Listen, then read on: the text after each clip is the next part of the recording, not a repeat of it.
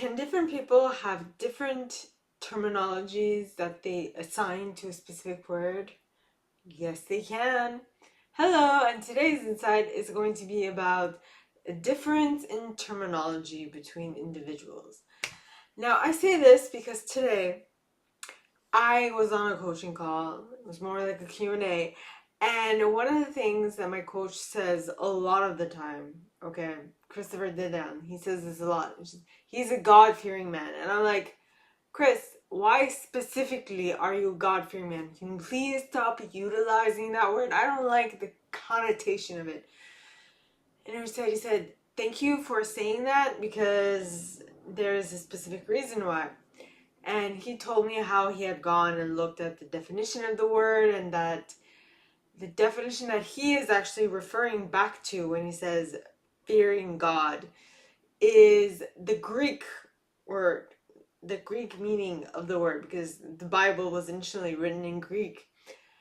And in Greek, it means respect, like respecting God.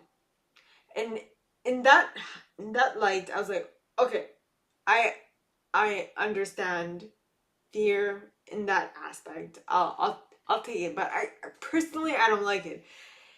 And this is where it comes to play, right? They do say in communication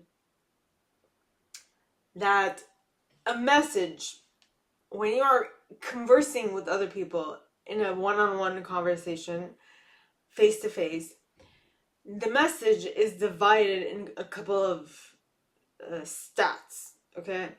So I don't remember the specifics, but about 7% of a communication is the words that are being used. Okay, the meaning behind something that someone is telling you is 7% of it is actually comprised of the words.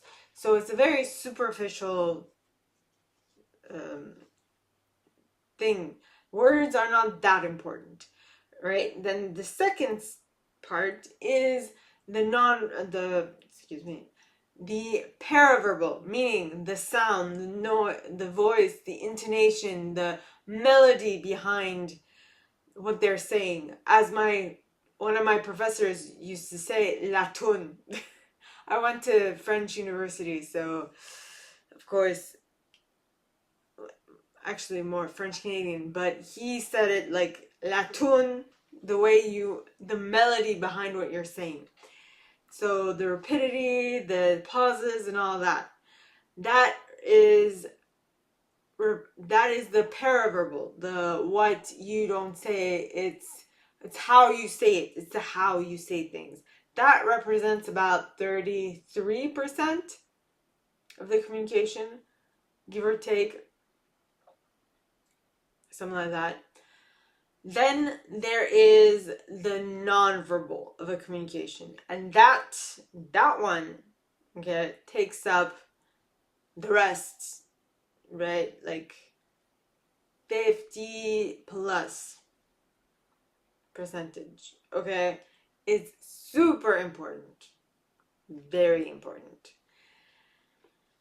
And so what I've learned throughout my entire years in college, university, all right, is that when you are looking at someone, talking, when you're conversing with someone, the most important thing to look at is their body language. What are they, how are they conversing with their body?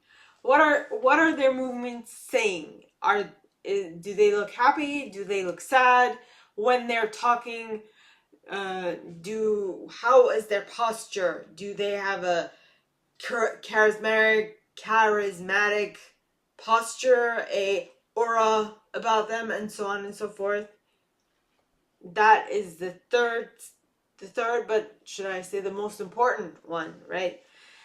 And so when you are conversing with someone, the reason why words represent only 7%, give or take, is because every single person has a different definition that they attach to a single word. And so what might mean something positive for you might mean something negative to them. I did not have the baggage that my coach had about fear of God, right? So I'm very happy he explained. But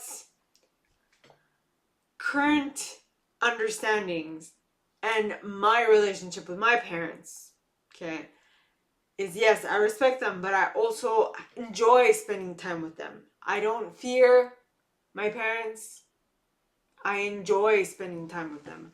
I understand that I have a different role, that they're not my friends, they are my parents, but I have a good relationship with them. Personally, I don't see my parents and think, oh, I need to fear them. No. I I think I know of all the years that they've raised me and all the stuff that we have worked through together. And so when you say that, I think respect, right? But the respect does not also mean I'm I I fear them. It means I want to converse with them. I am going to go back to them when I need some advice. Now, with that being said, have you ever come across someone whose definition of a single word is different than yours? Is what I want you to ponder. So, ponder that.